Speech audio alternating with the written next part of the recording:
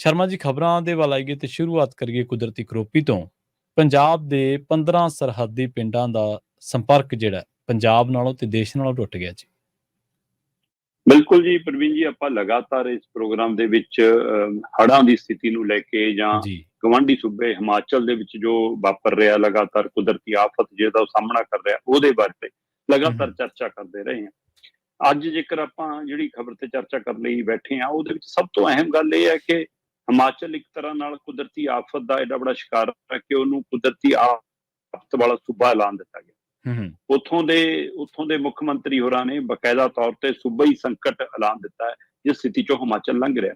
ਤੇ ਉਹਦਾ ਆਪਾਂ ਪਹਿਲਾਂ ਵੀ ਗੱਲ ਕਰਦੇ ਨੇ ਕਿ ਉਹਦਾ ਅਸਰ ਫਿਰ ਥੱਲੇ ਧਰਾਤਲ ਤੇ ਹੀ ਆਉਂਦਾ ਹੈ, ਕਿਉਂਕਿ ਪਾਣੀ ਜਿਹੜਾ ਆਉਣਾ ਹੈ ਉਹ ਮੈਦਾਨੀ ਖੇਤਰ ਚ ਆਉਣਾ, ਖਾਸ ਕਰਕੇ ਡੈਮਾਂ ਚ ਆਉਣਾ, ਤੇ ਡੈਮਾਂ ਦੀ ਇੱਕ ਆਪਣੀ ਸਮਰੱਥਾ ਹੈ, ਉਹ ਤੋਂ ਬਾਅਦ ਉਹਨੂੰ ਪਾਣੀ ਛੱਡਣਾ ਹੀ ਪੈਂਦਾ। ਜਦੋਂ ਕਿ ਰੂਟੀਨ ਚ ਵੀ ਰੋਜ਼ ਡੈਮ ਆਪਣਾ ਪਾਣੀ ਛੱਡਦੇ ਨੇ ਜਿੰਨਾ ਛੱਡਣਾ, ਪਰ ਜਦੋਂ ਖਤਰੇ ਨਿਸ਼ਾਨ ਵੱਲ ਨੂੰ ਵੱਧਦਾ ਫਿਰ ਉਹਨੂੰ ਵੱਡੀ ਮਦਾਦ ਛੱਡਣਾ ਪੈਂਦਾ। ਤੇ ਉਹਦਾ ਅਸਰ ਫਿਰ ਪੰਜਾਬ ਦੇ ਵਿੱਚ ਪਿਛਲੇ ਦਿਨਾਂ ਦੇ ਵਿੱਚ ਕੋਈ ਇਹੋ ਜਿਹਾ ਮੀਂਹ ਨਹੀਂ ਵਰਿਆ, ਪਰ ਉਹਦੇ ਬਾਵਜੂਦ ਮਤਲਬ ਕਿ 9 ਜ਼ਿਲ੍ਹੇ ਸਾਡੇ ਹੜ੍ਹ ਦੀ ਮਾਰ ਹੇਠ ਨੇ, ਤੇ 9 ਜ਼ਿਲ੍ਹਿਆਂ ਚੋਂ ਸਾਡੇ 15 ਪਿੰਡ ਤਾਂ ਪੰਜਾਬ ਨਾਲੋਂ ਦੇਸ਼ ਨਾਲੋਂ ਉਹਦਾ ਸੰਪਰਕ ਹੀ ਟੁੱਟ ਗਿਆ। ਸੋ ਇਹ ਫਿਰੋਜ਼ਪੁਰ ਖੇਤਰ ਦੇ ਵਿੱਚ ਜਿਹੜਾ ਇੱਕ ਆਰਜੀ ਪੁਲ ਸੀ ਉਹਦੇ ਟੁੱਟਣ ਨਾਲ ਸਥਿਤੀ ਹੋਈ, ਤੇ ਦਰਜਨਾਂ ਹੀ ਪਿੰਡਾਂ ਚੋਂ ਫੌਜੀ ਜਵਾਨਾਂ ਨੂੰ ਲੋਕਾਂ ਨੂੰ ਕੱਢ ਕੇ ਕਰਕੇ ਲਿਆਉਣਾ ਪਿਆ। ਨਾ ਫੌਜ ਦੇ ਜਵਾਨਾਂ ਤੱਕ ਨੂੰ ਵੀ ਮਤਲਬ ਕਿ ਸਾਡੇ ਸੁਰੱਖਿਆ 'ਚ ਜਿਹੜੇ ਤੈਨਾਤ ਨੇ ਜਵਾਨ ਉਹਨਾਂ ਨੂੰ ਵੀ ਬਚਾ ਕੇ ਲਿਆਉਣਾ ਪਿਆ ਕਈ ਥਾਵਾਂ ਤੋਂ। ਤੇ ਇਹਦੇ ਨਾਲ ਫਿਰ ਖਾਲਸਾ ਏਡ ਵੱਲੋਂ ਕਿਸ਼ਤੀਆਂ ਦੇ ਰਾਹੀਂ ਜਿਹੜੇ ਆਪਣੇ ਘਰਾਂ 'ਚ ਅਜੇ ਨਹੀਂ ਛੱਡਣਾ ਚਾਹੁੰਦੇ ਉਹਨਾਂ ਨੂੰ ਉਸ ਤੱਕ ਰਸਦ ਪਾਣੀ ਉਹ ਪਹੁੰਚਾਉਣ ਦਾ ਬਾਕੀ ਸੰਗਠਨਾਂ ਵੱਲੋਂ ਯੋਗਦਾਨ, ਸ਼੍ਰੋਮਣੀ ਕਮੇਟੀ ਵੱਲੋਂ ਸਾਰਾ ਕਾਰਵਾਈ ਜਾਰੀ ਹੈ। ਪਰ ਇਹਦੇ ਵਿੱਚ ਇਹ ਵੱਡੀ ਗੱਲ ਹੈ ਕਿ ਹਿਮਾਚਲ ਦਾ ਅਸਰ ਪੂਰੀ ਤਰ੍ਹਾਂ ਨਾਲ ਪੰਜਾਬ 'ਚ ਆ ਰਿਹਾ। ਇਸ ਮੌਕੇ ਹਿਮਾਚਲ ਪ੍ਰਦੇਸ਼ ਨੂੰ ਕੁਦਰਤੀ ਆਫਤ ਦੀ ਮਾਰ ਵਾਲਾ ਸੂਬਾਈ ਸੰਕਟ ਦੇ ਵਿੱਚੋਂ ਲੰਘ ਰਿਹਾ ਸੂਬਾ ਐਲਾਨ ਦਿੱਤਾ ਗਿਆ। ਤੁਸੀਂ ਇੱਥੋਂ ਅੰਦਾਜ਼ਾ ਲਾਓ ਕਿ ਹਿਮਾਚਲ ਦੇ ਵਿੱਚ ਇਸ ਮੌਕੇ ਛੱਤੀਸਗੜ੍ਹ ਦੀ ਸਰਕਾਰ ਨੇ 11 ਕਰੋੜ ਦੀ ਮਦਦ ਭੇਜੀ ਆ, ਕਿਉਂਕਿ ਉੱਥੇ ਬਕਾਇਦਾ ਤੌਰ ਤੇ ਮੋਟਾ ਅੰਦਾਜ਼ਾ ਜਿਹੜਾ ਇਲਾਕੇ ਸਾਹਮਣੇ ਆਇਆ, ਅਜੇ 600-6700 ਮਤਲਬ ਕਿ ਕਰੋੜ ਦਾ ਉਹਨਾਂ ਨੇ 1000 ਕਰੋੜ ਦਾ ਉਹਨਾਂ ਨੇ ਰਾਹਤ ਰਾਸ਼ੀ ਮੰਗੀ ਸੀ, ਪਰ 10,000 ਕਰੋੜ ਤੋਂ ਉੱਪਰ ਦਾ ਮਤਲਬ ਕਿ ਉਹਨਾਂ ਨੁਕਸਾਨ ਹੋ ਚੁੱਕਿਆ। ਜੀ 10,000 ਕਰੋੜ ਤੋਂ ਉੱਪਰ ਦਾ ਨੁਕਸਾਨ ਦਾ ਅੰਦਾਜ਼ਾ ਲਾਇਆ ਜਾ ਰਿਹਾ ਕਿ ਉਹ 10,000 ਕਰੋੜ ਹੈ ਜਿਹੜਾ ਨੁਕਸਾਨ ਹੈ ਨਾ। ਸੋ 10,000 ਕਰੋੜ ਦਾ ਨੁਕਸਾਨ ਹੈ। ਪਰ ਮੇਰਾ ਸਵਾਲ ਇੱਥੇ ਇਹ ਆਉਂਦਾ ਇਹਦੇ ਵਿੱਚ, ਜਦੋਂ ਮੈਂ ਦੇਖ ਰਿਹਾ ਕਿ ਇੱਥੇ ਜਿਹੋ ਜਿਹੀ ਸਥਿਤੀ ਚੋਂ ਹਿਮਾਚਲ ਲੰਘ ਰਿਹਾ ਪ੍ਰਵੀਨ ਜੀ, ਜੇ ਖੁਦਾ ਨਾ ਖਾਸਾ ਉੱਥੇ ਕਾਂਗਰਸ ਦੀ ਬਜਾਏ ਭਾਜਪਾ ਦੀ ਸਰਕਾਰ ਹੁੰਦੀ ਤਾਂ ਮੋਦੀ ਜੀ ਦੀਆਂ ਅੱਖਾਂ 'ਚ ਹੰਝੂ ਵੀ ਆਉਣੇ ਸੀ ਜੀ। ਮੋਦੀ ਜੀ ਨੂੰ ਹਿਮਾਚਲ ਦੇ ਲੋਕਾਂ ਦੀ ਪੀੜ ਵੀ ਦਰਜ ਆ ਜਾਣੀ ਸੀ, ਉਹ ਦਿਖ ਵੀ ਜਾਣਾ ਸੀ, ਤੇ ਹੋ ਸਕਦਾ ਕੋਈ ਪੈਕੇਜ ਵੀ ਐਲਾਨ ਦੇ ਇੱਕ ਦਾ ਗੇੜਾ ਵੀ ਕਿਤੇ ਲਾ ਜਾਂਦੇ ਨੇੜੇ ਤੇੜੇ, ਜਾਂ ਉਹਨਾਂ ਦੇ ਮੰਤਰੀ ਲੈਣ ਬੰਨ ਕੇ ਆ ਜਾਂਦੇ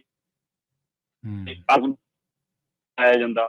ਪਰ ਹੁਣ ਸਰਕਾਰ ਕਿਸੇ ਹੋਰ ਪਾਰਟੀ ਦੀ ਆ, ਇਸ ਲਈ ਸ਼ਾਇਦ ਦਿਖਦਾ ਨਹੀਂਗਾ ਜੀ। ਉਹ ਐਨਕ ਭੁੱਲ ਜਿਹੜੀ ਮਤਲਬ ਕਿ ਦਿੱਲੀ ਤੋਂ ਬਹਿ ਕੇ ਹੋਰ ਸੂਬਿਆਂ ਨੂੰ ਦੇਖਦੀ ਸੀ। ਸੋ ਇਹ ਇੱਕ ਮੈਨੂੰ ਇਹ ਸਮਝ ਨਹੀਂ ਆਉਂਦਾ ਕਿ ਪ੍ਰਧਾਨ ਮੰਤਰੀ ਜਾਂ ਕੇਂਦਰ ਸਰਕਾਰ ਕਦੋਂ ਦੇਸ਼ ਦੀ ਸਰਕਾਰ ਬਣ ਕੇ ਵਿਚਰੂਗੀ। ਮੈਂ ਨਹੀਂ ਕਹਿੰਦਾ ਕਿ ਰਾਹਤ ਪੈਕੇਜ ਨਹੀਂ ਦੇਣਗੇ, ਉਹ ਦੇ ਦੇਣਗੇ, ਉਹ ਦੇਣਾ ਵੀ ਪੈਣਾ, ਉਹ ਲੋਕਾਂ ਦਾ ਹੀ ਪੈਸਾ, ਉਹ ਹੁੰਦਾ ਵੀ ਇਸ ਲਈ ਹੈ।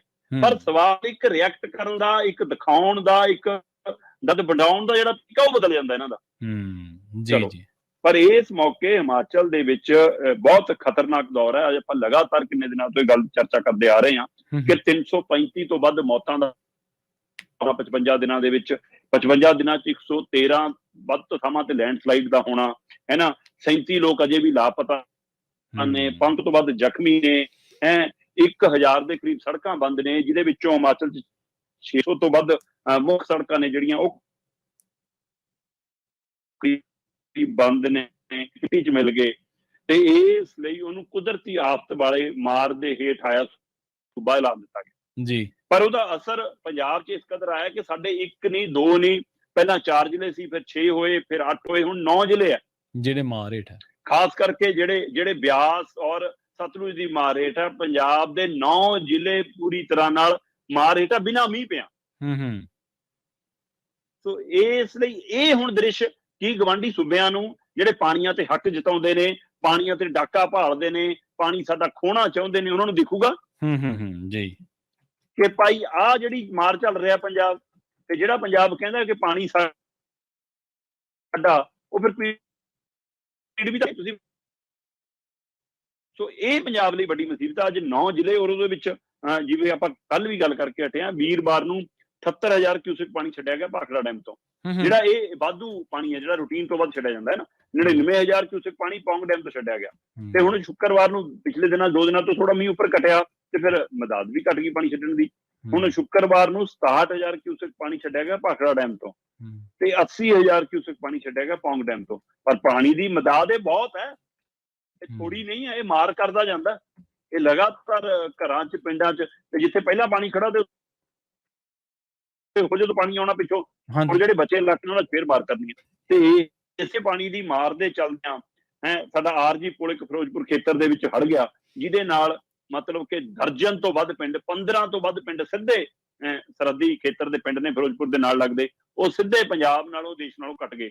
ਤੇ ਸਰਹੱਦ ਦੇ ਉੱਤੇ ਜਿਹੜੀਆਂ ਸਾਡੀਆਂ ਸੁਰੱਖਿਆ ਦਸਤੇ ਤੈਨਾਤ ਨੇ, ਉਹ ਤੱਕ ਪਾਣੀ 'ਚ ਫਸ ਗਏ, ਉਹਨਾਂ ਤੱਕ ਨੂੰ ਰੈਸਕਿਊ ਕਰਨਾ ਪਿਆ, ਹੈ ਨਾ। ਦਰਜਨਾਂ ਪਿੰਡਾਂ ਤੋਂ ਲੋਕਾਂ ਨੂੰ ਫੌਜ ਵੱਲੋਂ ਕੱਢ ਕੇ ਰੈਸਕਿਊ ਕੀਤਾ ਗਿਆ।